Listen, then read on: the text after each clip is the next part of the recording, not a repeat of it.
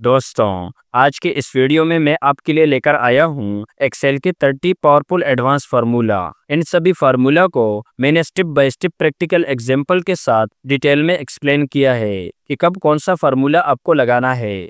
ये वीडियो देखने के बाद आपके सारे डाउट्स क्लियर हो जाएंगे। हर फार्मूला का मैंने अलग अलग से स्टम्प बनाया है। आप वीडियो की डिस्क्रिप्शन में जाकर स्टेप बाय स्टेप एक एक फार्मूला को सीख सकते हैं और साथ में ट्रेनिंग फाइल को भी डाउनलोड करके उसकी प्रैक्टिस कर सकते हैं। और बदले में मुझे बस आपसे सिर्फ एक लाइक और अच्छा सा कमेंट चाहिए, जो कि आप कर ही लोगे। मेरा नाम है अमजद अफरीदी। बढ़ते हैं और शुरू करते हैं इस टॉपिक को। सब टोटल एक छोटा सा और बहुत ही कमाल का फार्मूला है और इस फार्मूला का यूज फिल्टर किए हुए डेटा पर ही होता है। जैसा कि फर्ज कर ये एक डेटा है हमारे पास। अब यहाँ पर आप देखिए कि मैं यहाँ पर टोटल क्वांटिटी सम करता हूँ, ऑल्ट इक्वल, और यहाँ पर टोटल अमाउंट सम करता हूँ, ऑल्ट इक्वल। तो ये टोटल अमाउंट आ चुका है और ये टोटल क्वांटिटी है। अब मैं फर्ज कर यहाँ से किसी एक पर्टिकुलर आइटम को फिल्टर करके उसकी क्वांटिटी देखना चाहता हूँ, तो मैं आइटम नेम के फिल्टर पर आता हूँ और यहाँ से सेलेक्ट ऑल से टैग हटाकर माउस पे टैग लगा देता हूँ और ओके कर देता हूँ। तो सिर्फ माउस का डेटा यहाँ पर आ चुका है। लेकिन अगर आप क्वांटिटी को देखते हो तो क्वांटिटी वही की वही है और सेम रिजल्ट टोटल अमाउंट का भी है। ये जो सम का फार्मूला है ये हाइड किए हुए डेटा पे भी काम कर रहा है, इसलिए यहाँ पर टोटल चेंज नहीं हुआ है। तो इसके लिए हम यहाँ पर सब टोटल का ही फार्मूला यूज करने वाले हैं, क्योंकि ये फार्मूला विजिबल डेटा का ही रिजल्ट दिखाता है, ये हाइड किए हुए डेटा का रिजल्ट नहीं दिखाता। तो मैं इन दोनों सम को यहाँ से डिलीट कर देता हूँ, ये भी डिलीट कर देता हूँ।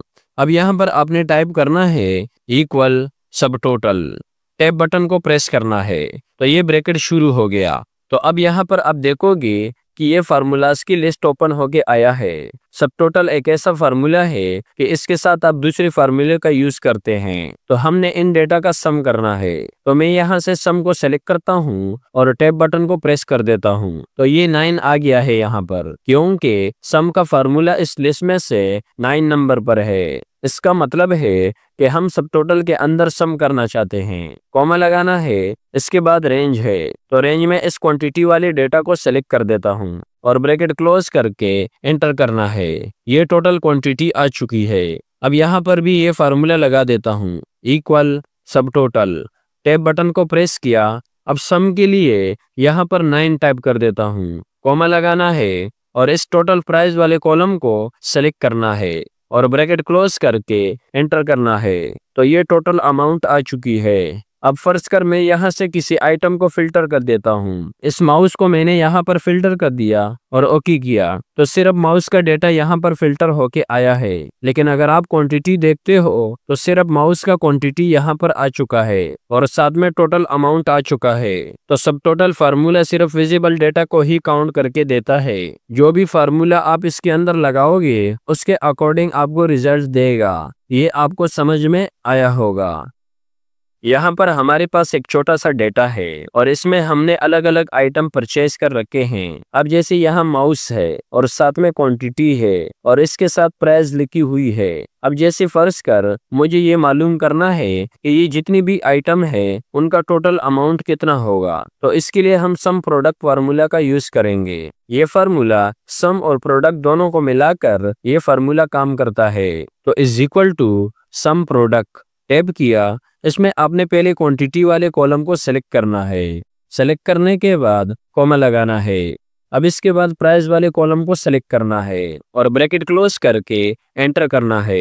तो ये इन सारे आइटम का सेल आ चुका है। अगर आप इस तरह से करेंगे कि यहाँ पर प्रोडक्ट का फार्मूला लगाएंगे इक्वल प्रोडक्ट, टैब, और इसे सेलेक्ट करते हैं और ब्रैकेट क्लोज करके एंटर करते हैं और फिर इसके बाद इसको नीचे ड्रैग करते हैं और फिर इसके बाद इसको सम करते हैं, ऑल्ट इक्वल, एंटर। तो ये इसका टोटल आ चुका है। तो रिजल्ट तो सेम है लेकिन प्रोसेस थोड़ा सा लंबा हो जाता है। तो आपने सिंपल सम प्रोडक्ट का ही यूज करना है।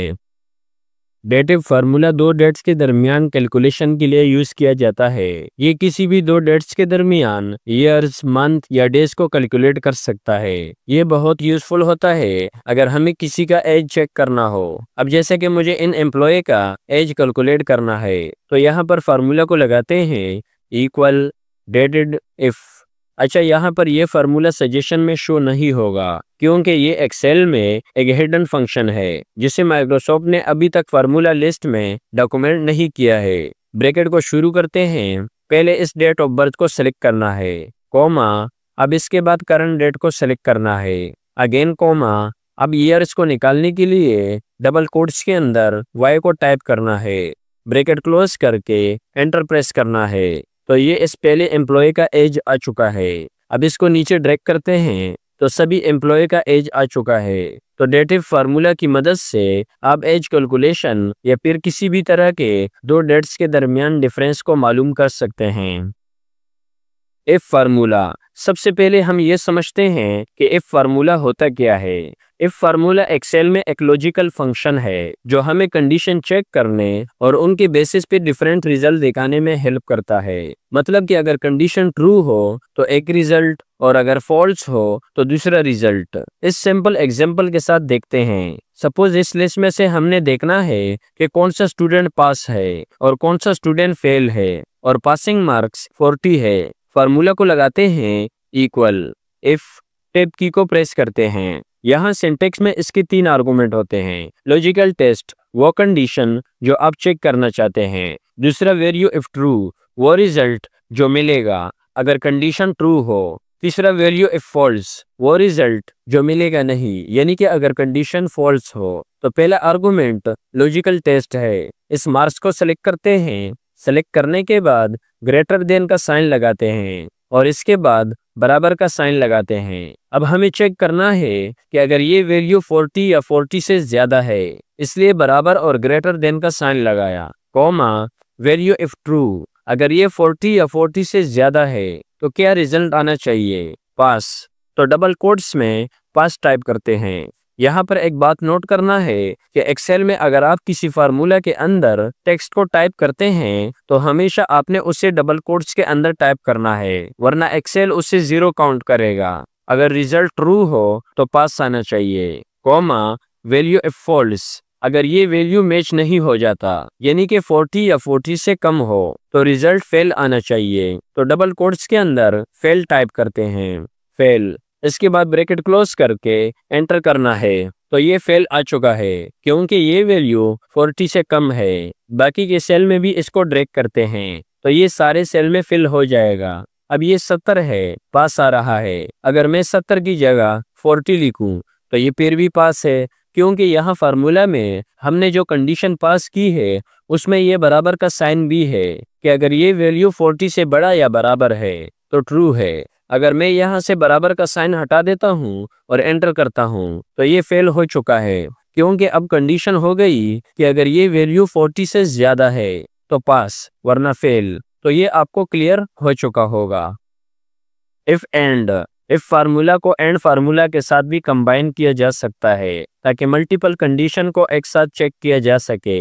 सपोज यहाँ पर हमने चेक करना है कि अगर सेल 15,000 से ज्यादा है और प्रोडक्ट ए है तो रिजल्ट हाई आए वरना लो आए। तो फार्मूला लगाते हैं इक्वल इफ टैब, अब साथ में एंड को भी लगाना है, टैब। अगर आप एंड के सिंटेक्स को देखोगे तो लॉजिकल 1 लॉजिकल 2 है, यानी कि इसमें आपने सिर्फ कंडीशन को ही पास करना है। तो लॉजिकल 1 में इस सेल को सेलेक्ट करना है, ग्रेटर देन 15,000, यानी कि अगर सेल ग्रेटर देन 15,000 के, कॉमा, लॉजिकल 2 में इस प्रोडक्ट को सेलेक्ट करते हैं, बराबर का साइन लगाते हैं, डबल कोट्स में ए लिखना है, ब्रैकेट बंद, यानी कि अगर ये सेल 15,000 से ज्यादा है और प्रोडक्ट ए है तो क्या रिजल्ट देना है। यहाँ कॉमा लगाना है, डबल कोट्स में हाई लिखना है, कॉमा, अदरवाइज अगर ये मैच नहीं होता तो डबल कोट्स में लो टाइप करना है,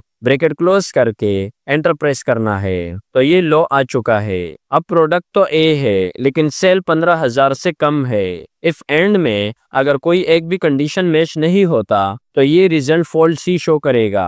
अब नीचे के सेल में इसको फिल करते हैं। अभी आप देखोगे कि ये सेल तो 15,000 से ज्यादा है लेकिन साथ में प्रोडक्ट बी है और ये सेल 25,000 है और साथ में प्रोडक्ट भी ए है तो ये हाईएस्ट आ चुका है क्योंकि यहाँ पर दोनों कंडीशन मैच हो चुके हैं। इस तरह से ये नीचे का भी है, यानी कि इफ एंड में आप जितनी भी कंडीशन को पास करोगे अगर सारे मैच होते हैं तब ये रिजल्ट ट्रू देगा वरना फॉल्स देगा।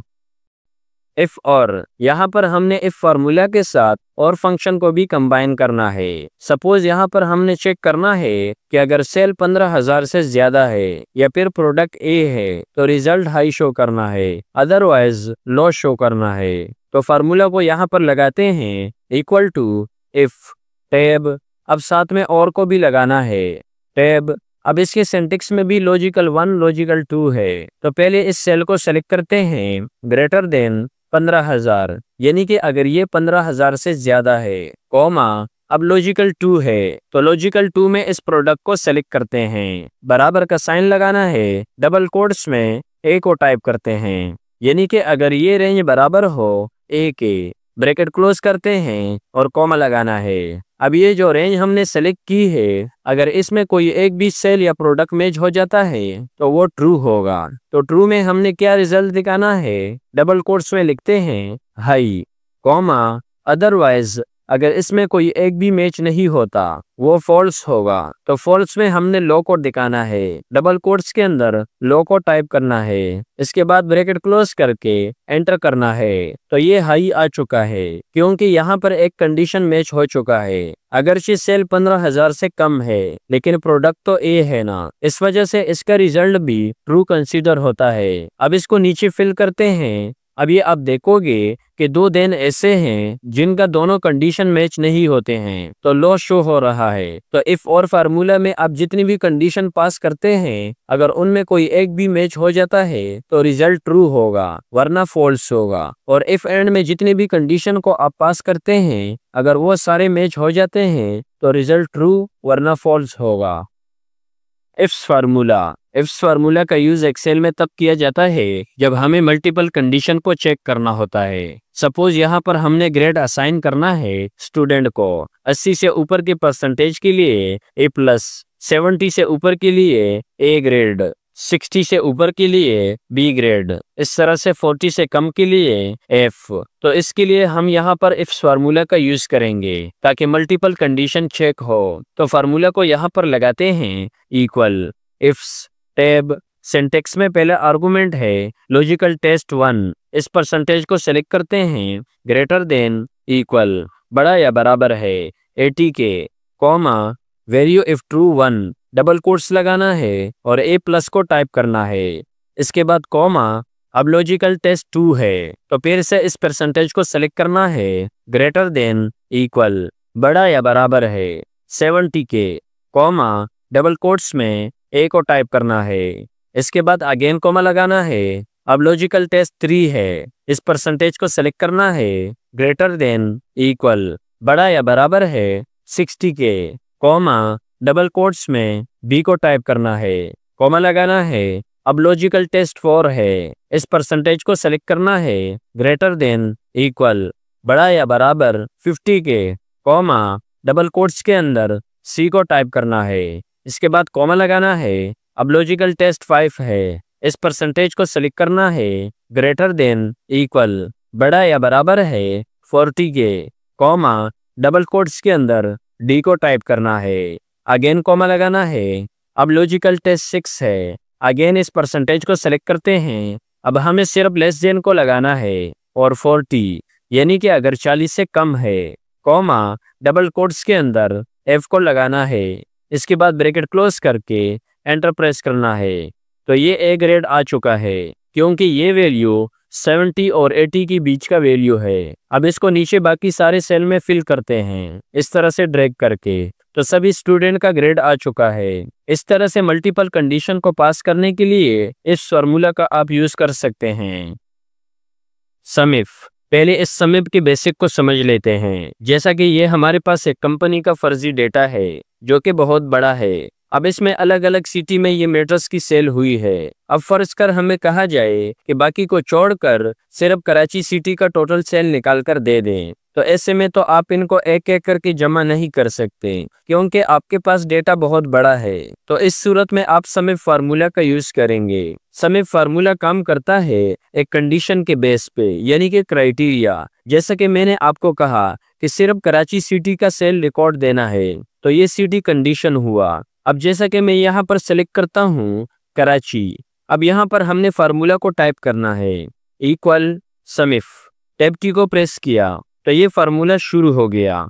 अब इसमें पहले सिंटेक्स को समझना बहुत जरूरी है। पहले रेंज है, फिर क्राइटेरिया और फिर सम रेंज है। तो रेंज वो रेंज होती है जिसमें क्राइटेरिया होता है। जैसा कि सिटी के कॉलम का डेटा हमारा रेंज है क्योंकि यहाँ हमने क्राइटेरिया का रिकॉर्ड निकालना है। अब ये क्राइटेरिया क्या है? जैसा कि कराची, ये हमारा क्राइटेरिया हुआ। अब सम रेंज, जहां से हमने टोटल सेल निकालनी है, तो टोटल सेल का कॉलम सम रेंज कहलाएगा। तो ये सिंटेक्स आपको जब तक समझ में ना आए, फार्मूला को समझना आपके लिए बहुत मुश्किल है। तो इन सिंटेक्स को समझना बहुत जरूरी है। तो पहले मैं रेंज देता हूँ इस सिटी वाले कॉलम का। इस पहले वाले सेल को सिलेक्ट करना है। अब ये नीचे तक डेटा बहुत ज्यादा है, तो मैं कीबोर्ड से प्रेस करता हूँ कंट्रोल शिफ्ट के साथ डाउन एरो। ये नीचे तक सेलेक्ट हो चुका है। अब वापस ऊपर आने के लिए स्क्रॉल करने की जरूरत नहीं है। आपके पास बहुत ज्यादा डेटा भी हो सकता है, तो स्क्रॉल करने में आपको काफी टाइम लग सकता है। इसका भी एक शॉर्टकट है कंट्रोल बैक स्पेस। तो वापस अपनी जगह पर आ जाएंगे जहाँ पर कर्सर है। अब इसके बाद कोमा लगाना है। अब क्राइटेरिया है, तो क्राइटेरिया हम इस कराची को सेलेक्ट कर लेते हैं क्योंकि हमें कराची का ही सेल रिकॉर्ड निकालना है। अगेन कोमा लगाना है। अब सम रेंज, तो इस टोटल वाले कॉलम को सेलेक्ट करना है। पहले वाले सेल पर क्लिक करते हैं और कीबोर्ड से प्रेस करते हैं कंट्रोल शिफ्ट के साथ डाउन एरो। पूरा कॉलम सेलेक्ट हो गया। अब कंट्रोल बैक स्पेस को प्रेस करते हैं, वापस अपनी जगह पर आ जाएंगे। अब इसके बाद ब्रैकेट को क्लोज करना है और एंटर प्रेस करना है। तो ये कराची का टोटल सेल आ चुका है जो कि 1,25,27,265 है। अब अगर आपको अचानक से कहा जाए कि अच्छा लाहौर का टोटल सेल निकाल कर दें कि वो कितनी है, तो आपको ये पूरा प्रोसेस दोबारा करने की जरूरत नहीं है। आपने सिंपल कराची की जगह लाहौर लिखना है। तो ये सिर्फ लाहौर का टोटल सेल आ चुका है जो कि 7,04,494 है। तो ये समीप आपको अच्छे से समझ में आया होगा।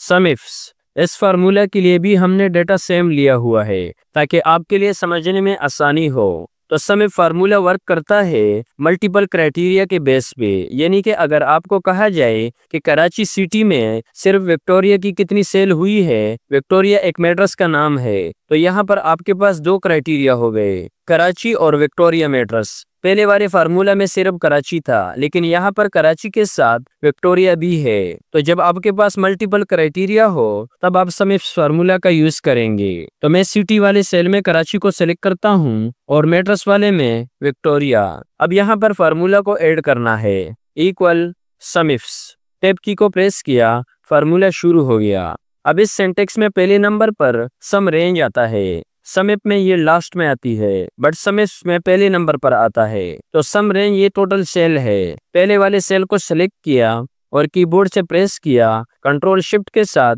डाउन एरो, ये सेलेक्ट हो गया। अब वापस ऊपर आने के लिए कंट्रोल के साथ बैक स्पेस को प्रेस किया तो वापस अपनी जगह पर आ जाएंगे। इसके बाद लगाना है कॉमा। अब इसके बाद यहाँ पर है क्राइटेरिया रेंज 1, क्राइटेरिया 1 और क्राइटेरिया रेंज 2, क्राइटेरिया 2। तो सबसे पहले आपने रेंज को सेलेक्ट करना है, इसके बाद क्राइटेरिया देना है। तो आप पहले कोई भी रेंज दें, ये आपके ऊपर डिफाइन करता है। तो मैं पहले इस मैट्रिक्स वाले रेंज को सिलेक्ट करता हूँ। पहले सेल पर क्लिक किया और कंट्रोल शिफ्ट के साथ डाउन एरो को प्रेस किया। पूरी कॉलम सेलेक्ट हो चुकी है। अब कंट्रोल के साथ बैक स्पेस को प्रेस करना है। अब कॉमा लगाना है। अब क्राइटेरिया 1 देना है, यानी कि ये जो रेंज सेलेक्ट की इसमें से कौन सी मैट्रिक्स का सेल आपने देखना है। तो इस विक्टोरिया को सिलेक्ट करना है, इसके बाद कॉमा लगाना है। अब आता है रेंज 2, इसके लिए इस सिटी वाले कॉलम को सिलेक्ट करना है कंट्रोल शिफ्ट के साथ डाउन एरो और इसके बाद कंट्रोल बैक स्पेस।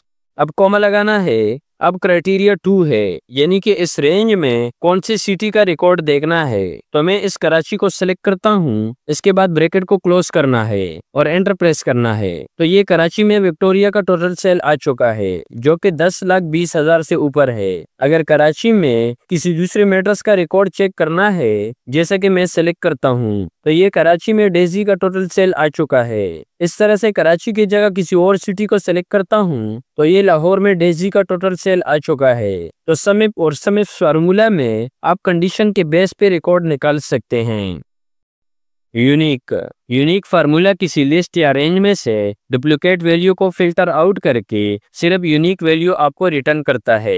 यहाँ पर आपको सिर्फ यूनिक एंट्रीज निकालनी हो, वो भी बिना किसी मैनुअल एफर्ट के। अब जैसा कि इस लिस्ट में से मुझे सिर्फ यूनिक एंट्रीज को निकालना है। अब जैसा कि ये अली है, लेकिन अली यहाँ नीचे 2 बार रिपीट हुआ है। अहमद है, अहमद भी यहाँ पर 3 बार रिपीट हुआ है। इस तरह से ये डिपार्टमेंट है। अब ये डिपार्टमेंट बार बार रिपीट हुए हैं, तो ये मैनुअली मुश्किल हो जाता है कि हम इसमें से यूनिक एंट्रीज को निकालें। तो इसके लिए हम यहाँ पर यूनिक फार्मूला का यूज करेंगे। इक्वल यूनिक, टैब बटन को प्रेस किया। अब इसमें पहला आर्गुमेंट है एरे। तो एरे में हम यहाँ पर एम्प्लॉय नेम के कॉलम को सिलेक्ट करते हैं, लेकिन इनको अभी हम यहाँ पर छोड़ देते हैं क्योंकि ये ऑप्शनल है। ब्रैकेट क्लोज करते हैं और एंटर प्रेस करते हैं। तो ये सिर्फ यूनिक नाम इसने निकाल कर दे दिए। इससे पता चल जाता है कि कितनी यूनिक एंट्रीज हुई है। अब यहाँ पर डिपार्टमेंट निकालने हैं। Equal unique tab. अब इस डिपार्टमेंट के कॉलम को सिलेक्ट करना है। अब ब्रैकेट क्लोज करना है और एंटर प्रेस करना है। तो ये यूनिक डिपार्टमेंट आ चुके हैं और साथ में सिटीज को निकालना है। Equal unique tab. अभी लोकेशन के कॉलम को सिलेक्ट करना है, ब्रैकेट क्लोज और एंटर। तो ये यूनिक एंट्रीज आ चुकी है, जो कि 3 है। तो यूनिक फार्मूला किसी डेटा सेट में से यूनिक एंट्रीज को फिल्टर करने के लिए यूज होता है और बड़े डेटा सेट में से डेटा क्लीनिंग और रिपोर्टिंग को बहुत सिंपल कर देता है। काउंट इफ, इस फार्मूला की मदद से आप कंडीशन को पास करके एक जैसे नंबर्स या फिर टेक्स्ट को काउंट कर सकते हैं। जैसा कि इस टेबल में मुझे यहाँ पर प्रेजेंट डेज और यहाँ पर एब्सेंट डेज निकालने हैं। तो यहाँ पर फार्मूला को अप्लाई करते हैं। इक्वल काउंट इफ, टैब की को प्रेस करना है। तो फार्मूला शुरू हो गया। अगर इसके सिंटैक्स को हम देखें तो इसमें 2 आर्गुमेंट होते हैं, रेंज और क्राइटेरिया। तो रेंज हमारी ये पूरी लाइन है, सेलेक्ट करते हैं, इसके बाद कॉमा लगाना है। अब क्राइटेरिया कि इस रेंज में से आप क्या काउंट करना चाहते हैं। तो हमने पी को काउंट करना है, तो डबल कोट्स के अंदर पी को टाइप करना है। इसके बाद ब्रैकेट को क्लोज करके एंटर प्रेस करना है। तो ये 4 आ चुका है, यानी कि इस लाइन में 4 दफा पी रिपीट हुआ है। अब इसको बाकी के सेल में ड्रैग कर देते हैं। इस तरह से यहाँ पर एब्सेंट को निकाल देते हैं। तो equal count if tab, range में इसी लाइन को सेलेक्ट करना है, कॉमा और डबल कोट्स के अंदर ए को टाइप करना है और ब्रैकेट क्लोज करके एंटर प्रेस करना है। तो ये 2 आ चुका है, यानी कि ए यहाँ पर 2 दफा रिपीट हुआ है। इसको भी इस तरह से बाकी के सेल में ड्रैग करते हैं। तो काउंट इफ फार्मूला में आप किसी भी कंडीशन को पास करके उसे काउंट कर सकते हैं, यानी कि एक जैसे वैल्यू या नंबर्स को काउंट कर सकते हैं। काउंट इफ्स, इस फार्मूला की मदद से आप मल्टीपल कंडीशन को पास करके एक जैसे टेक्स्ट या नंबर्स को काउंट कर सकते हैं। इस फार्मूला को मैं इस डेटा पे 2 एग्जाम्पल के साथ आपको समझाऊंगा ताकि आपको क्रिस्टल क्लियर हो। ये मेरे पास एक डिपार्टमेंट का डेटा है। अब इसमें मुझे मालूम करना है कि डे शिफ्ट में कितने ऐसे वर्कर हैं जो टेपेज मशीन पे काम करते हैं। तो मैं यहाँ पर सेलेक्ट करता हूँ डे और यहाँ पर सेलेक्ट करता हूँ टेपेज। अब यहाँ पर फार्मूला को लगाना है, इक्वल काउंट इफ्स टैब। तो ये फार्मूला शुरू हो गया। अगर इसके सिंटैक्स को हम देखें, criteria range 1 criteria 1 dot dot dot, यानी कि आप यहाँ पर लगभग 250 तक के क्राइटेरिया पुट कर सकते हैं। तो आपको बेसिक समझाने के लिए मैंने यहाँ पर 2 और नीचे 3 क्राइटेरिया लिए हैं ताकि सिर्फ आपको इस फार्मूला का बेसिक समझ आ जाए। तो पहला आर्गुमेंट है क्राइटेरिया रेंज 1। हमें मालूम करना है कि डे शिफ्ट में कितने ऐसे वर्कर हैं जो टेपेज मशीन पे काम करते हैं। तो इस शिफ्ट के कॉलम को सिलेक्ट करते हैं, कॉमा क्राइटेरिया 1। तो इस डे को सिलेक्ट करते हैं, कॉमा अब आता है क्राइटेरिया रेंज 2।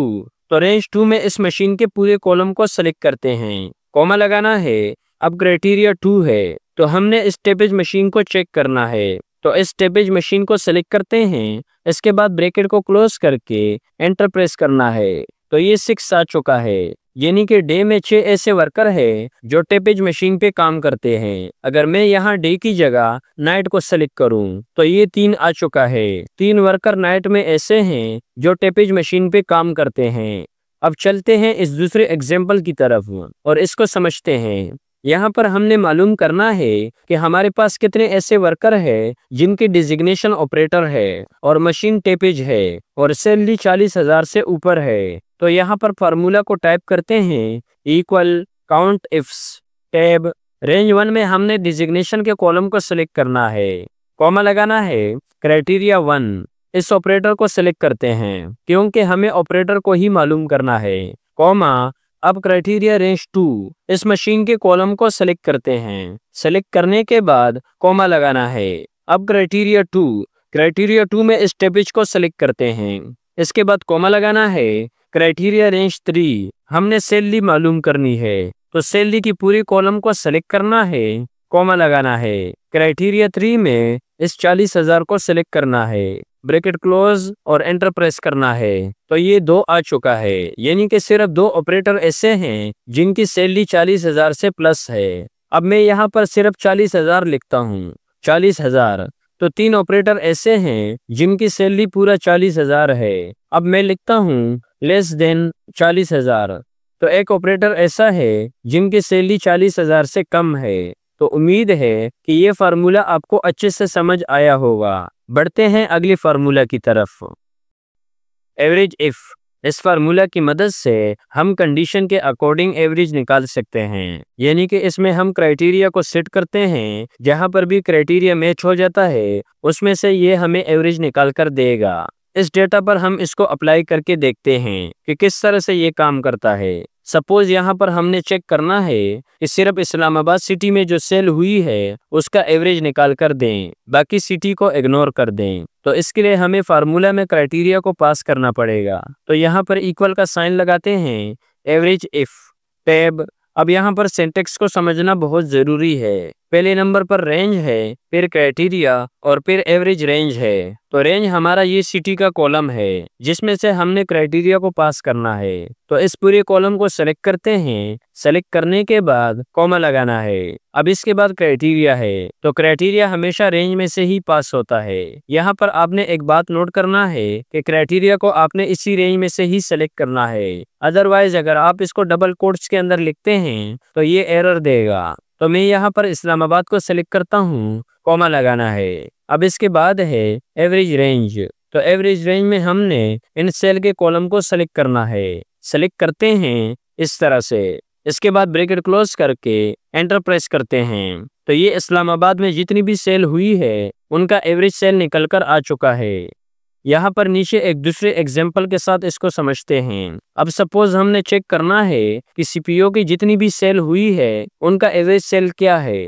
तो यहाँ पर फार्मूला को टाइप करते हैं इक्वल एवरेज इफ टैब। अब सिंटेक्स में पहले नंबर पर रेंज है, तो रेंज में हमने इस बार इस आइटम के कॉलम को सिलेक्ट करना है, सेलेक्ट करते हैं, इसके बाद कॉमा लगाना है। दूसरे नंबर पर क्राइटेरिया है, तो क्राइटेरिया इसी रेंज में से इस सीपीयू को सिलेक्ट करते हैं, इसके बाद कॉमा लगाना है। अब एवरेज रेंज है, तो इस सेल के कॉलम को इस तरह से सेलेक्ट करते हैं। अब इसके बाद ब्रैकेट को क्लोज करना है और एंटर प्रेस करना है। तो ये इस डेटा में से इसने सिर्फ सीपीयू का एवरेज सेल कैलकुलेट करके दे दिया। तो एवरेज इफ फार्मूला में आप सिर्फ एक क्राइटेरिया को पास करके एवरेज कैलकुलेट कर सकते हैं। एवरेज इफ्स, इस फार्मूला में आप मल्टीपल क्राइटेरिया को पास करके उसके अकॉर्डिंग एवरेज निकाल सकते हैं। एवरेज इफ फार्मूला में आप सिर्फ एक क्राइटेरिया को पास कर सकते हैं, लेकिन एवरेज इफ फार्मूला में आप मल्टीपल क्राइटेरिया को पास कर सकते हैं। डेटा मैंने सेम लिया है ताकि आपको इसका बेसिक अच्छे से समझ आ जाए कि ये फार्मूला काम किस तरह से करता है। सपोज यहाँ पर हमने चेक करना है कि फरहान की जो सीपीयू के सेल है उस सीपीयू के एवरेज सेल क्या है, यानी कि यहाँ पर हमारे पास 2 क्राइटेरिया हो गए, फरहान और सीपीयू। तो फार्मूला को यहाँ पर अप्लाई करते हैं equal average ifs tab. Syntax में अगर आप देखोगे तो पहला आर्गुमेंट है एवरेज रेंज, इसके बाद क्राइटेरिया रेंज और क्राइटेरिया।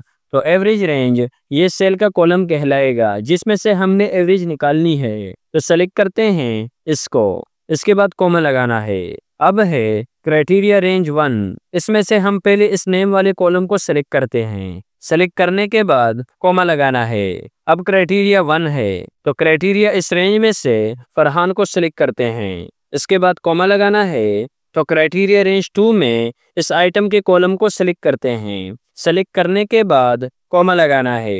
इसके बाद क्राइटेरिया 2 है तो क्राइटेरिया 2 इस रेंज में से सीपीयू को सेलेक्ट करते हैं। ब्रैकेट क्लोज करके एंटर प्रेस करते हैं। तो फरहान ने ओवरऑल सीपीयू को जो सेल की है उसका एवरेज सेल आ चुका है। अब इसी तरह से इसको एक दूसरी एग्जांपल के साथ समझते हैं ताकि आपको और भी ज्यादा क्लियर हो। अब सपोज हमने ये देखना है कि कराची में जो सीपीयू के सेल हुई है उसका एवरेज सेल क्या है। तो यहाँ पर फार्मूला को अप्लाई करते हैं, इक्वल एवरेज इफ्स टैब। अब सिंटेक्स में पहला आर्गुमेंट है एवरेज रेंज। तो एवरेज रेंज में इस सेल के कॉलम को सेलेक्ट करते हैं। सेलेक्ट करने के बाद कॉमा लगाना है। अब क्राइटेरिया रेंज 1 है तो क्राइटेरिया रेंज में पहले इस सिटी वाले कॉलम को सेलेक्ट करते हैं। आइटम को भी सेलेक्ट कर सकते हैं, ये आपके ऊपर डिपेंड करता है। जैसे कि मैं आइटम का ही सेलेक्ट करता हूँ। सेलेक्ट करने के बाद कॉमा लगाना है। अब क्राइटेरिया है तो क्राइटेरिया इसी रेंज में से सीपीयू को सेलेक्ट करते हैं। कॉमा लगाना है। अब क्राइटेरिया रेंज 2 है तो रेंज 2 में इस सिटी वाले कॉलम को सेलेक्ट करते हैं। सेलेक्ट करने के बाद कॉमा लगाना है। अब क्राइटेरिया 2 है तो क्राइटेरिया 2 को इस रेंज में से कराची को सेलेक्ट करते हैं। इसके बाद ब्रैकेट क्लोज करके एंटर प्रेस करना है। तो कराची में सीपीयू का एवरेज सेल निकल कर आ चुका है। ये आपको क्लियर हो चुका होगा कि एवरेज इफ में आप सिर्फ एक क्राइटेरिया को पास करके एवरेज निकालते हैं और इसके बरक्स एवरेज इफ फार्मूला में आप मल्टीपल क्राइटेरिया को पास करके एवरेज मालूम कर सकते हैं। V lookup. वी लुकअप का मतलब है वर्टिकल लुकअप।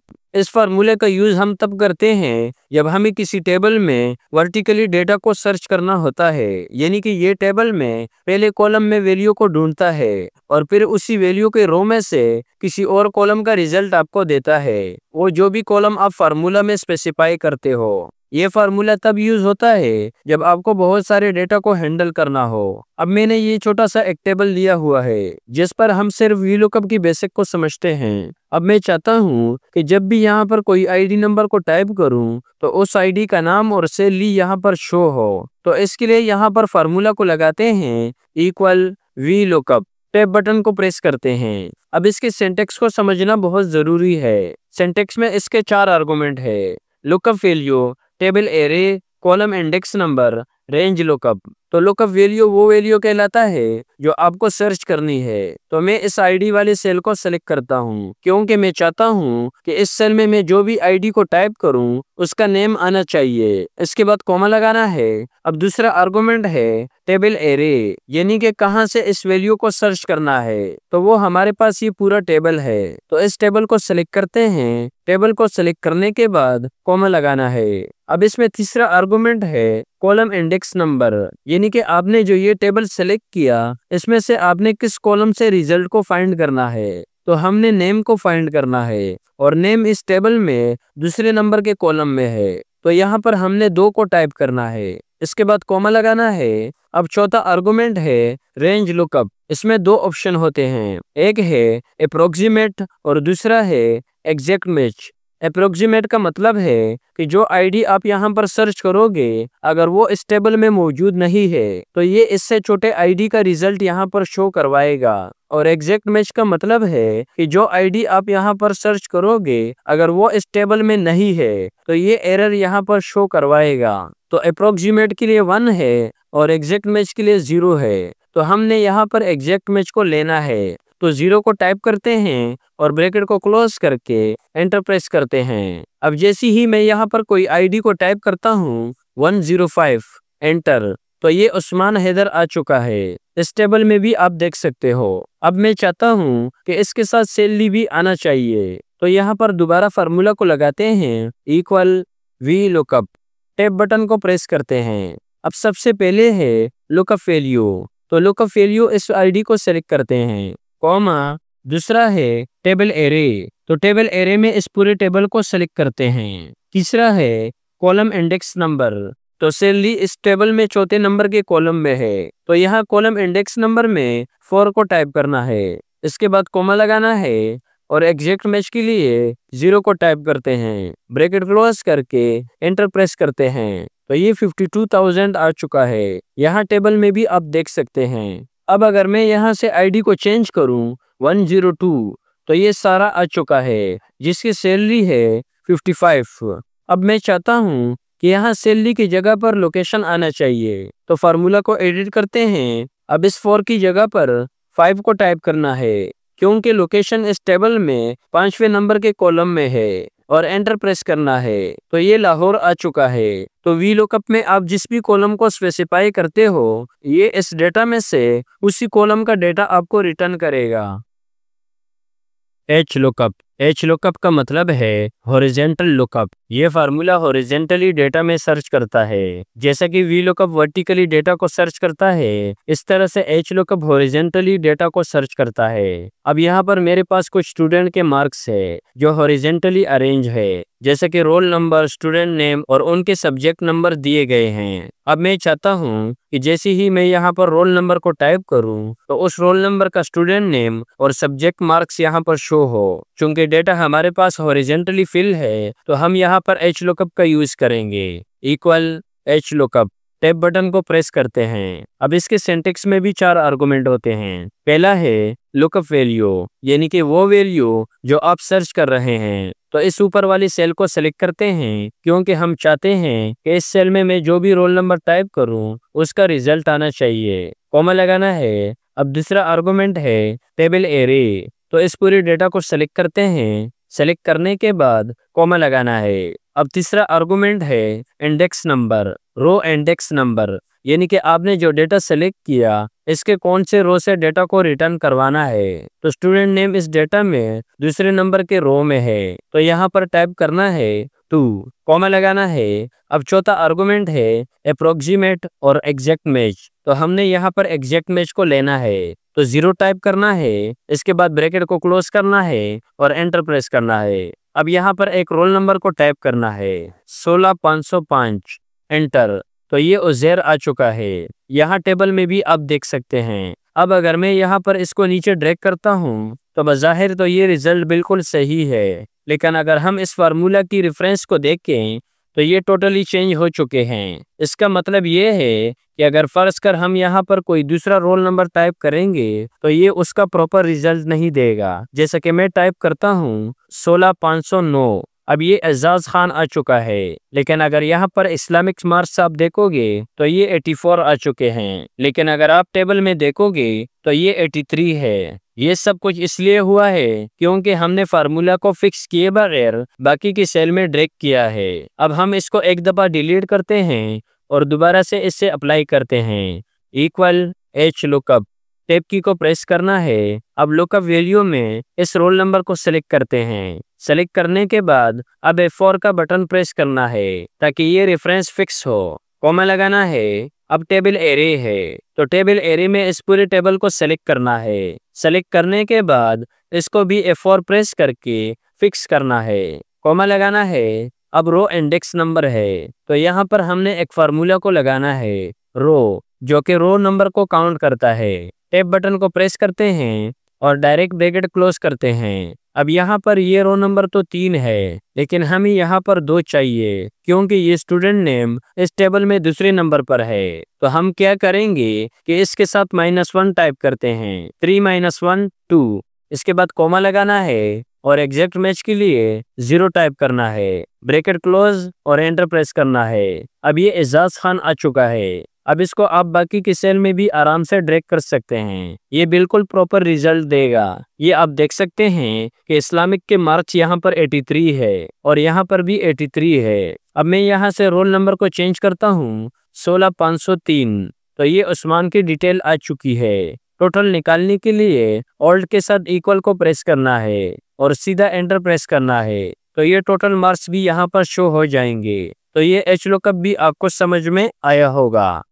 अब आगे बढ़ते हैं और मैच फार्मूला को समझते हैं। मैच फार्मूला की मदद से आप किसी भी टेक्स्ट या वैल्यू का पोजीशन मालूम कर सकते हैं। मतलब कि अगर आपको ये मालूम करना है कि जो वैल्यू आप ढूंढ रहे हैं वो इस टेबल में कौन से नंबर पर है। अब यहाँ पर हमने मालूम करना है कि ये जो डिपार्टमेंट है ये इस टेबल में कौन से नंबर के कॉलम में है। तो फार्मूला को लगाते हैं, इक्वल मैच, टैब बटन को प्रेस करते हैं। सबसे पहले है लुकअप वैल्यू, ये वो वैल्यू होती है जो आप सर्च कर रहे हैं, जैसा कि ये डिपार्टमेंट। सेलेक्ट करते हैं, कॉमा लगाना है। दूसरा है लुकअप एरे, यानी कि वो कॉलम या रो जिसमें से आप इस डिपार्टमेंट को सर्च कर रहे हैं। तो इस हेडिंग को सेलेक्ट कर लेते हैं, कॉमा लगाना है। एग्जैक्ट वैल्यू के लिए एग्जैक्ट मैच लगा देते हैं, 0 को टाइप करते हैं, ब्रैकेट क्लोज करके एंटर प्रेस करते हैं। तो ये 3 आ चुका है क्योंकि ये डिपार्टमेंट यहाँ पर तीसरे नंबर के कॉलम में है। अगर मैं यहाँ से डिपार्टमेंट की जगह पर लोकेशन को सेलेक्ट कर लेता हूँ तो ये 5 आ चुका है क्योंकि लोकेशन इस कॉलम में 5वें नंबर पर है। तो मैच फार्मूला एरे में से वैल्यू का पोजीशन नंबर बताता है।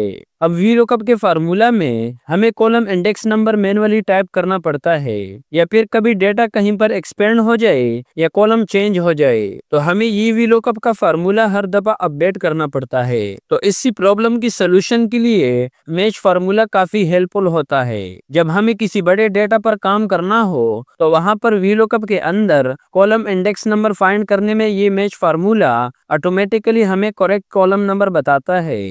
अब इस डेटा पर इसको समझने की कोशिश करते हैं। अब मैं चाहता हूँ कि जैसे ही मैं यहाँ पर कोई ऑर्डर आईडी को टाइप करूँ तो उस ऑर्डर आईडी की ये डिटेल आनी चाहिए जिन हेडिंग को मैंने यहाँ पर मेंशन किया है। वैसे तो ये डेटा बहुत बड़ा है, अगर हम एक एक सेल में वीलुकअप फार्मूला को लगाकर कॉलम इंडेक्स नंबर देंगे तो इसमें बहुत ज्यादा टाइम लगेगा। तो इसको हम वीलुकअप और मैच के कॉम्बिनेशन से इजी बना लेते हैं। सबसे पहले एक काम करते हैं कि इस पूरे डेटा को Ctrl+A प्रेस करके सेलेक्ट कर लेते हैं और यहाँ पर नेम बॉक्स में इसको एक नाम दे देते हैं, सिंपल डेटा लिखते हैं और एंटर प्रेस करते हैं। तो इस पूरे डेटा को हमने डेटा के नाम से सेव कर दिया है। अब फार्मूला में हमें इससे सेलेक्ट नहीं करना पड़ेगा। अब यहाँ पर फार्मूला को लगाते हैं, इक्वल वीलुकअप, टैब बटन को प्रेस करते हैं, लुकअप वैल्यू इस सेल को सेलेक्ट करते हैं जिसमें हम ऑर्डर आईडी को सर्च करेंगे और F4 प्रेस करके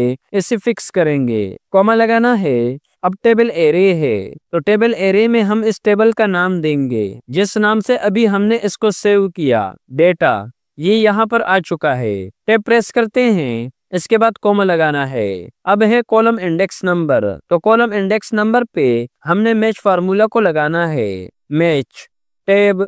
अब इसमें पहला आर्गुमेंट है लुकअप वैल्यू, यानी कि आपको किस वैल्यू का कॉलम इंडेक्स नंबर निकालना है, तो वो ये शॉप नेम है। सेलेक्ट करते हैं, अब इसको फिक्स नहीं करेंगे क्योंकि इसको हमने बाकी के सेल में ड्रैग करना है, कॉमा लगाना है। अब है लुकअप एरे, तो लुकअप एरे में इस पूरे हेडिंग को सेलेक्ट करते हैं। सेलेक्ट करने के बाद इसको F4 प्रेस करके फिक्स करते हैं, कॉमा लगाना है। एग्जैक्ट मैच के लिए 0 को टाइप करना है और ब्रैकेट को क्लोज करना है, इसके बाद कॉमा लगाना है। अब रेंज लुकअप में एग्जैक्ट मैच के लिए 0 को टाइप करना है और ब्रैकेट को क्लोज करना है और एंटर प्रेस करना है। अब मैं यहाँ पर एक ऑर्डर आईडी को टाइप करता हूँ, 2005, एंटर।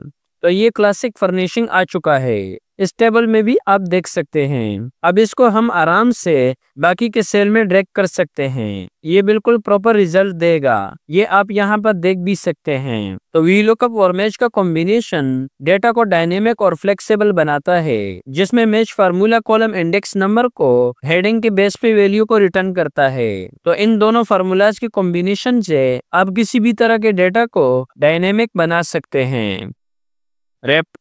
रैप्ट फार्मूला का यूज करके आप टेक्स्ट इमोजीज किसी सिंबल को रिपीट कर सकते हैं। कितनी दफा रिपीट करवाना है वो आप इस फार्मूला में स्पेसिफाई कर सकते हैं। अब जैसा कि मेरे पास ये एक टेबल है, अब इसमें मुझे इस रेटिंग के हिसाब से यहाँ स्टार देने हैं, तो मैं यहाँ पर रैप्ट फार्मूला का यूज करूंगा, इक्वल रैप्ट, टैब बटन को प्रेस करते हैं। अब टेक्स्ट है कि आपको क्या रिपीट करवाना है, तो मैंने स्टार रिपीट करवाने हैं, तो डबल कोट्स लगाना है और विंडो बटन के साथ सेमीकोलन के बटन को प्रेस करना है। और यहाँ से इस स्टार को सेलेक्ट करना है और इसको यहाँ से क्लोज करना है। अगेन डबल कोट्स लगाना है और कॉमा। अब है नंबर टाइम, यानी कि कितनी दफा इस स्टार को रिपीट करवाना है। तो यहाँ पर मैं इस 5 को सेलेक्ट करता हूँ, इसके बाद ब्रैकेट क्लोज और एंटर प्रेस करना है। तो ये 5 स्टार आ चुके हैं। अब इसको नीचे ड्रैग करते हैं। अब जिसका जितना रेटिंग है उतने स्टार उसके सामने आ चुके हैं। यहाँ से इसको ये ग्रीन कलर दे देते हैं। इस फार्मूला की मदद से आप स्पेसिफिक पैटर्न या विजुअल इफेक्ट्स बना सकते हो या फिर किसी टेक्स्ट को मल्टीपल टाइम रिपीट कर सकते हो। रोमन फार्मूला की मदद से आप किसी भी नंबर को रोमन केस में कन्वर्ट कर सकते हैं। जैसे मैंने यहाँ पर 1 से लेकर 10 तक के नंबर लिखे हैं और इनको मुझे रोमन केस में कन्वर्ट करना है। तो यहाँ पर फार्मूला को टाइप करना है इक्वल रोमन टैब। अब इस 1 को सेलेक्ट करना है और ब्रैकेट क्लोज करके एंटर प्रेस करना है। अब इसको बाकी की सेल में ड्रैग करना है। तो ये सारे नंबर्स रोमन केस में कन्वर्ट हो चुके हैं। इफ एरर, ये फार्मूला किसी भी तरह के एरर को हैंडल करने में मदद करता है। जब आप एक्सेल में किसी फार्मूला वगैरह को अप्लाई करते हैं और वो कोई एरर आता है तो वो डायरेक्टली एरर शो कर देता है। अब अगर आप चाहते हैं कि उस एरर की जगह कोई स्पेसिफिक वैल्यू या मैसेज दिखाई जाए तो आप इफ एरर फार्मूला का यूज कर सकते हैं। जैसा कि यहाँ पर ये एरर आई हुए हैं, लेकिन मैं पहले इनको डिलीट करता हूँ। दोबारा शुरू से मैं ये आपको समझाता हूँ। अब यहाँ पर मुझे एवरेज सेल निकालनी है, तो मैं एवरेज का फार्मूला यहाँ पर लगाता हूँ इक्वल एवरेज। टैब बटन को प्रेस करते हैं। अब इन सारे सेल को सिलेक्ट करते हैं और ब्रैकेट को क्लोज करते हैं और एंटर प्रेस करते हैं। तो ये एवरेज सेल आ चुकी है। अब मैं इसको नीचे ड्रैग करता हूँ। ड्रैग करने के बाद इन 2 सेल में एरर आ रहा है क्योंकि इनके बराबर में कोई सेल डेटा नहीं है। अब इस एरर को हैंडल करने के लिए इफ एरर फार्मूला का यूज करना है। पहले इनको डिलीट करते हैं equal if error. Tab button को प्रेस करते हैं। अब पहली वैल्यू है तो इसमें हमने एवरेज फार्मूला को लगाना है एवरेज टैब। अब इस रेंज को सेलेक्ट करना है। सेलेक्ट करने के बाद ब्रैकेट को क्लोज करना है और कॉमा लगाना है। वैल्यू इफ एरर, यानी कि अगर इस रेंज में जो हमने सेलेक्ट की है कोई एरर आता है तो आपने क्या शो करवाना है। तो मैंने यहाँ पर डबल कोट्स के अंदर टाइप करना है नो डेटा। ब्रैकेट को क्लोज करना है और एंटर प्रेस करना है। अब मैं इसको नीचे ड्रैग करता हूँ तो आप देख सकते हैं कि यहाँ एरर की जगह पर नो डेटा आ चुका है। तो इफ एरर का यूज काफी हेल्पफुल होता है जब आपको किसी भी तरह के एरर को हैंडल करना हो और कस्टम मैसेज या फिर वैल्यू को रिटर्न करवाना हो। सॉर्ट फार्मूला का यूज एक्सेल में डेटा को एक खास तरीके से अरेंज करने के लिए होता है, या तो असेंडिंग ऑर्डर यानी कि छोटी से बड़ी वैल्यू, या फिर डिसेंडिंग ऑर्डर बड़ी से छोटी वैल्यू में अरेंज करता है। इसका फायदा यह है कि आप आसानी से अपने डेटा को अल्फाबेटिकली, न्यूमेरिकली या फिर डेट से मुताबिक अरेंज कर सकते हैं, वो भी बिना मैन्युअली रो को अरेंज किए, और ये आपके ओरिजिनल डेटा को डिस्टर्ब किए बगैर आपको रिजल्ट देता है। अब इस टेबल में मेरे पास ये ग्रेड का कॉलम है और मुझे क्या करना है कि इस कॉलम में जितनी भी ए ग्रेड है वो पहले होने चाहिए, इसके बाद बी ग्रेड और इस तरह से सी ग्रेड। तो यहाँ पर फार्मूला को लगाते हैं इक्वल सॉर्ट्स। टैब बटन को प्रेस करते हैं। सिंटैक्स में पहला आर्गुमेंट है एरे, तो एरे में इस पूरे टेबल को सेलेक्ट करना है। सेलेक्ट करने के बाद कॉमा लगाना है। अब दूसरा आर्गुमेंट है सॉर्ट इंडेक्स, यानी कि आप इस एरे में क्या सॉर्ट करना चाहते हैं। तो हमने इस ग्रेड को सॉर्ट करना है, तो ये ग्रेड इस टेबल में चौथे नंबर पर है, तो यहाँ पर 4 टाइप करते हैं, कॉमा लगाना है। अब तीसरा आर्गुमेंट है सॉर्ट ऑर्डर, इसमें असेंडिंग के लिए 1 है और डिसेंडिंग के लिए -1 है। अगर आप असेंडिंग को पास करते हो तो ये रिजल्ट में छोटे से बड़ी वैल्यू देगा, और अगर आप डिसेंडिंग को पास करते हो तो ये बड़ी से छोटी वैल्यू देगा। अब मैं असेंडिंग ऑर्डर को पास करता हूँ, 1 टाइप करना है। अब क्या करेगा कि पहले सारे ए ग्रेड देगा, इसके बाद बी और इस तरह से सी। ब्रैकेट बंद करना है और एंटर प्रेस करना है। ये आप देख सकते हैं कि पहले सारे ए ग्रेड दिए, फिर बी ग्रेड और फिर सी ग्रेड। इस हिसाब से इस पूरे डेटा को प्रोवाइड कर दिया। अब मैं चाहता हूँ कि पहले यहाँ पर सी ग्रेड हो, फिर बी ग्रेड हो और फिर नीचे ए ग्रेड हो। तो इसके लिए फार्मूला को एडिट करते हैं और 1 की जगह पर -1 को टाइप करते हैं, यानी कि डिसेंडिंग ऑर्डर को पास करते हैं। और एंटर प्रेस करते हैं तो ये आप देख सकते हैं कि इसने पहले सी ग्रेड को सॉर्ट किया, फिर बी ग्रेड और ए ग्रेड को। तो इस सॉर्ट फार्मूला की मदद से आप अपने ओरिजिनल डेटा को डिस्टर्ब किए बगैर अपने डेटा को सॉर्ट कर सकते हैं। फिल्टर फार्मूला एक्सेल में एक फ्लेक्सिबल फार्मूला है जो आपको रेंज में स्पेसिफिक क्राइटेरिया के बेस पे फिल्टर रिजल्ट निकालने में हेल्प करता है। फॉर एग्जाम्पल, इस टेबल में से हमें सिर्फ लाहौर रीजन के कस्टमर को फिल्टर करना है, तो फार्मूला को लगाते हैं इक्वल फिल्टर, टैब बटन को प्रेस करते हैं। अब पहला आर्गुमेंट है एरे, तो एरे में इस पूरे डेटा को सेलेक्ट करना है। सेलेक्ट करने के बाद कॉमा लगाना है। अब दूसरा आर्गुमेंट है इंक्लूड, ये स्पेसिफाई करता है कि कौन सा डेटा सेलेक्ट होगा, तो हमने यहाँ पर लाहौर को फिल्टर करना है, तो इस रीजन वाले कॉलम को सेलेक्ट करना है। सेलेक्ट करने के बाद इक्वल का साइन लगाना है और डबल कोट्स के अंदर लाहौर टाइप करना है, डबल कोट्स। अभी तीसरा आर्गुमेंट ऑप्शनल है, इफ एग्जाम्पल, इसका मतलब है कि अगर डेटा ना मिले तो क्या शो करवाना है। तो मैं कॉमा लगाता हूँ और टाइप करता हूँ double quotes no data, double quotes, bracket बंद और एंटर प्रेस करना है। तो ये इसने सिर्फ लाहौर सिटी का डेटा फिल्टर करके दे दिया। अगर यहाँ पर टाइप करूँ कराची और एंटर प्रेस करूँ तो कराची का डेटा इसने फिल्टर करके दे दिया है। अब ये तो इसका सिंपल यूज है जो कि आप ऐसे ही नॉर्मल तरीके से भी डेटा को फिल्टर करके कर सकते हैं। अब इसका दूसरा एक एडवांस एग्जांपल सीखेंगे। अब यहाँ पर मुझे वो प्रोडक्ट फिल्टर करने हैं जिनकी अमाउंट 30,000 से प्लस है, तो फार्मूला को लगाते हैं इक्वल फिल्टर, टैब बटन को प्रेस करते हैं। सबसे पहले एरे है, तो एरे में इस पूरे डेटा को सेलेक्ट करते हैं। सेलेक्ट करने के बाद कॉमा लगाना है। अब दूसरा है इंक्लूड, तो इंक्लूड में हमने इस अमाउंट के कॉलम को सेलेक्ट करना है। सेलेक्ट करने के बाद ग्रेटर देन और इक्वल का साइन लगाते हैं, यानी कि बड़ा या बराबर है, कितने के, 30,000 के। ये तीसरा आर्गुमेंट ऑप्शनल है, इसलिए हम इसको छोड़ देते हैं। ब्रैकेट क्लोज करते हैं और एंटर प्रेस कर देते हैं, तो सिर्फ वो डेटा यहाँ पर फिल्टर होके आया है जिसकी अमाउंट 30,000 या फिर 30,000 से ज्यादा है। तो फिल्टर फार्मूला आपको बिल्कुल स्मार्ट तरीके से अपने डेटा को फिल्टर करने का पूरा कंट्रोल देता है। इसका यूज बड़े डेटा में ज्यादातर किया जाता है। ट्रिम, इस फार्मूला की मदद से आप सेंटेंस में से एक्स्ट्रा स्पेसेस को रिमूव कर सकते हैं। जैसे कि ये हमारे पास कुछ सेंटेंस है जिसमें एक्स्ट्रा स्पेसेस है, तो इसको रिमूव करने के लिए इस ट्रिम फार्मूला का यूज है इक्वल ट्रिम, टैब बटन को प्रेस करते हैं, इस सेंटेंस को सेलेक्ट करते हैं और ब्रैकेट को क्लोज करके एंटर प्रेस करते हैं, तो इससे एक्स्ट्रा स्पेसेस रिमूव हो चुके हैं। नीचे भी ड्रैग करते हैं तो इनसे भी ये एक्स्ट्रा स्पेसेस रिमूव हो चुके हैं। तो ट्रिम फार्मूला की मदद से आप एक्स्ट्रा स्पेसेस को रिमूव कर सकते हैं। टेक्स्ट, ये फार्मूला आपको न्यूमेरिकल वैल्यू को किसी स्पेसिफिक फॉर्मेट में डिस्प्ले करने की सहूलत देता है, जैसा कि डेट्स, करेंसी, परसेंटेज या फिर डेसिमल प्लेसेस को कस्टमाइज करना हो। अब ये मेरे पास जॉइंट डेट का कॉलम है। अब मुझे इसको इस फॉर्मेट में शो करवाना है कि पहले डेट हो, फिर मंथ और ईयर्स, यानी कि 1 जनवरी 2024। तो यहाँ पर फार्मूला को लगाते हैं इक्वल टेक्स्ट, टैब बटन को प्रेस करते हैं। सिंटैक्स में पहला आर्गुमेंट है वैल्यू, तो वैल्यू इस पहले वाली सेल को सेलेक्ट करते हैं, कॉमा लगाना है। अब फॉर्मेट टेक्स्ट है, तो यहाँ पर वो फॉर्मेट टाइप करना है जिसमें आपने इस डेट को कन्वर्ट करना है, तो डबल कोट्स लगाना है। पहले 2 दफा डी को टाइप करना है, इसके बाद डैश, फिर 3 दफा एम को टाइप करना है, डैश, फिर 3 दफा वाई को टाइप करना है, इसके बाद डबल कोट्स।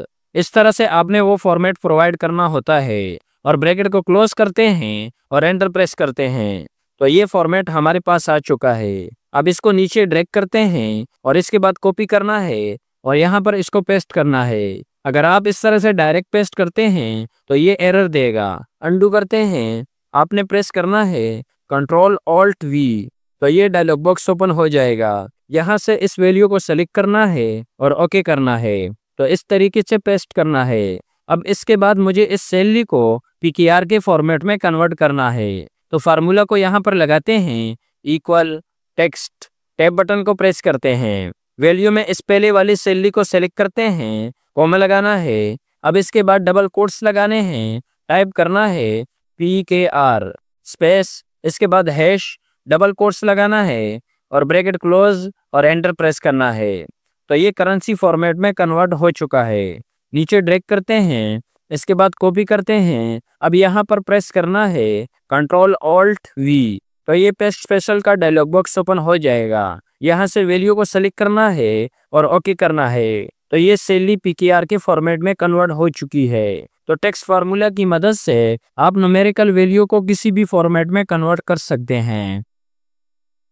एग्जैक्ट फार्मूला दो टेक्स्ट को कंपेयर करने के लिए यूज होता है। ये फार्मूला चेक करता है कि दोनों टेक्स्ट एग्जैक्टली सेम है कि नहीं, और ये फार्मूला केस सेंसिटिव कंपैरिजन करता है कि अगर दोनों टेक्स्ट बिल्कुल सेम है तो ये ट्रू रिटर्न करता है, और अगर उसमें थोड़ा सा भी चेंजिंग है तो ये फॉल्स रिटर्न करता है। यहाँ पर इसको समझते हैं।